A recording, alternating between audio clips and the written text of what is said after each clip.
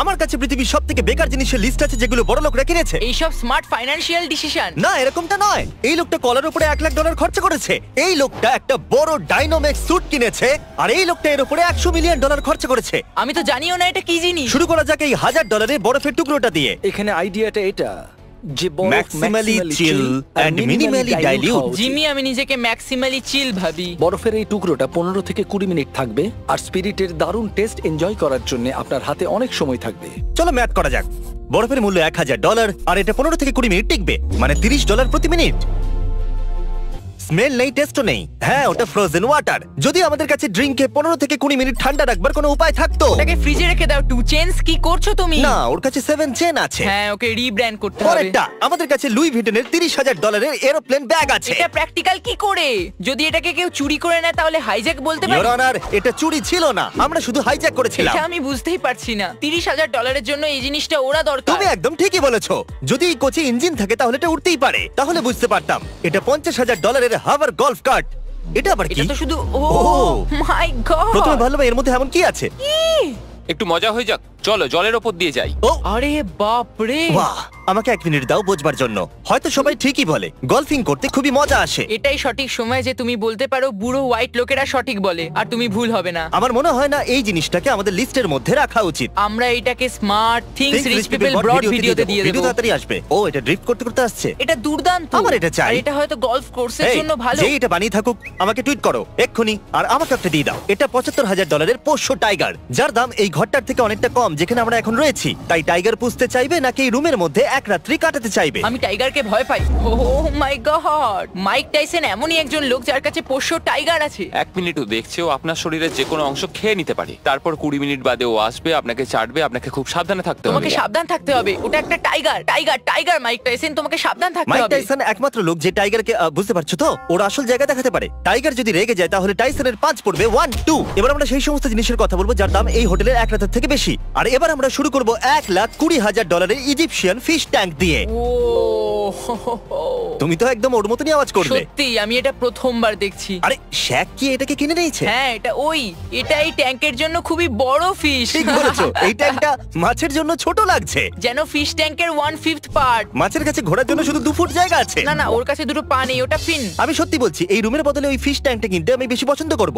কোনো খারাপ চুক্তি নয়। যদি মাছ ভালোবাসো তো তাহলে $1,20,000 দিতে কিন্তু হবে। তোমার ফিশকে ভালোবাসতে হবে, আর ইজিপ্টকে। আর $1,20,000 থাকতে হবে। Diamond Hot Wheels, Hot Wheels. এর মূল্য $1,40,000। তুমি জানো এটা আমার জন্য কতটা ইম্পর্টেন্ট। শুক্রবারে এই হিরে দিয়ে ভর্তি 18 ক্যারেট সোনার এই হট হুইল কারের ওপেনিং করা হয়েছিল।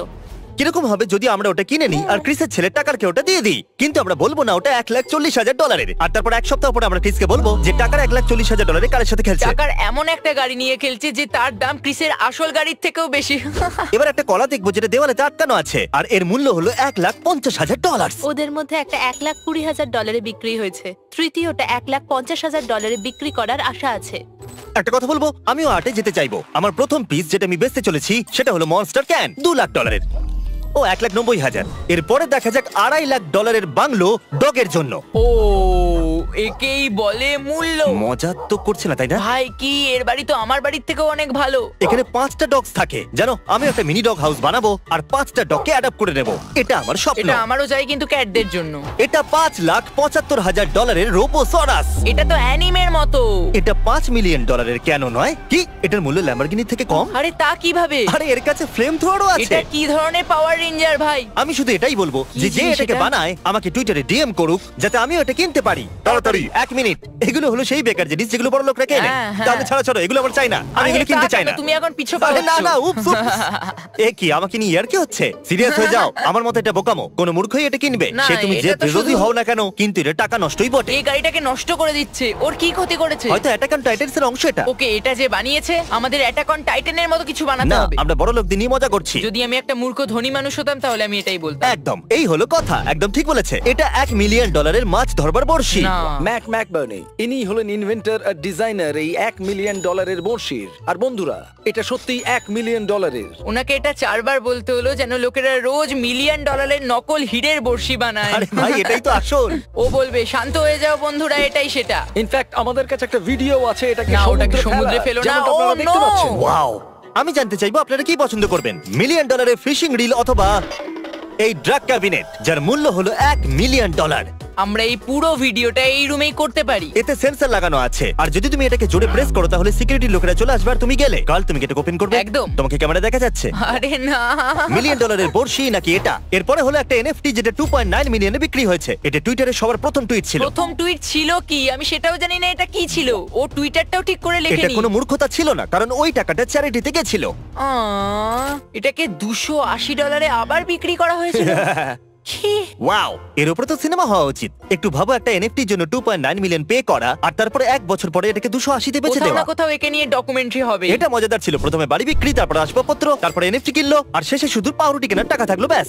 টেকনিক্যালি এখনো অবধি এটা সবথেকে বাজে ডিল। এটা এখনো পর্যন্ত সবথেকে খারাপ ইনভেস্টমেন্ট হওয়া উচিত। এরপরে দেখবো একটা ফ্রোজেন শার্ক যেটা কাল একটু এদিকে এসো। এই ব্যাড বয়ের মূল্য হলো $3 মিলিয়ন। এটা তো একটা রিয়েল শার্ক। এই শার্কটা এখানে কবে থেকে আসলে আছে? দুটো আসল শার্ক আছে। ও দেখো এটা চ্যান্ডলারের সাথে পাওয়া যায়। এটা পৃথিবীর সবথেকে দামি হোটেলের ঘর কারণ এখানে ক্রেজি আর্টওয়ার্ক আছে আর আমি এখনো বুঝতে পারলাম না এটা আসলে $1 মিলিয়ন কেন। বেকার জিনিস। এটা হলো পৃথিবীর সবথেকে বড় SUV $3 million. Alright mad max, এটা ও কি? মাই গড! আচ্ছা এই এক্সট্রা টায়ারগুলো এই জন্য আছে যাতে বাকি 10টা টায়ার পাংচার হয়ে গেলে এগুলো ইউজ করা যায়। ওগুলো শো পিস। ওয়াও! সামনের অংশটা কিসের জন্য? মানুষের জন্য তো জায়গায় নেই, এটা ফালতু। এর থেকে ফালতু জিনিস আমি আগে এটা কি দেখিনি। 3.7 মিলিয়ন সোফার থেকেও বেশি ফালতু? এমনকি এই সোফার জন্য সিকিউরিটি গার্ডও আছে। তাহলে বলুন এই 3.7 মিলিয়নের সোফাটা কি এই লোকটার সাথে সেফ আছে? যদি আমি একটা চোর হতাম আর এটাকে গার্ড দিতাম তাহলে আমি এটাকে চুরি করে নিতাম অবশ্যই। এই সিকিউরিটি গার্ডকে আমি আমার বাচ্চা দেখাশোনার জন্য রাখতাম। এই সোফার সুরক্ষার জন্য তো এই রাখতামই না। লোকটার কাছে আমি চাইবো যে আমার ছেলের কাছে হিস্ট্রি পড়ুক। আর এই সোফাটাকে চুরি করবার চেষ্টা করবে না। একজন লোকাল হিস্ট্রি টিচার এটাকে রক্ষা করছে। এটা কি একটা মেটাল এর সোফা? কোনো মানেই হয় না। এখন এটা এত ভ্যালুয়েবল যে এটাতে বসার কোনো অনুমতিও নেই। কি?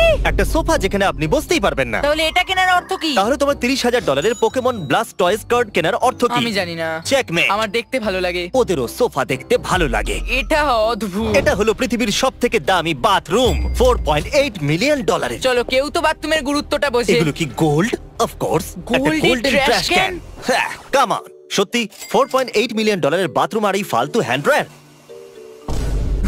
আরে এক মিনিট অ্যাসোসিয়েটেড প্রেস আসলে এটা কেন করলো? এরকম কি করে করতে পারে? জানি না, কিন্তু এই লোকটা হয়তো প্রমোশন পেয়েছে। এটা $15 মিলিয়ন একটা প্রাইভেট জু। সত্যি কথা বলতে জু এর জন্য $15 মিলিয়ন ঠিকই আছে। ওকে, ওখানে জিরাফও আছে। ওকে, এটা দুর্দান্ত। এক মিনিট, ওখানে ব্রাউন বিয়ার আর জিরাফ একসঙ্গে বসে আছে। এই জায়গাটা অনেক বেশি কুল। এক মিনিট, কি? Zero shot? ওখানে কি বিয়ারকে হাত দিয়ে খাওয়ানো হয়? আমার মতো মানুষ এটা কোনোদিন করবে না। মাইক টাইসনের টাইগারের কথা মনে পড়ে Oh my গেল। God! ওরা অ্যানিমেলদের সাথে এত কমফোর্টেবল কি করে? পৃথিবীর সবথেকে বড় এসইউভির মালিকের কাছেও এই পরিষেবা আছে যেখানে আপনি $25 মিলিয়ন দিয়ে নিজের নাম মহাকাশে লেখাতে পারবেন। ও ওয়াও!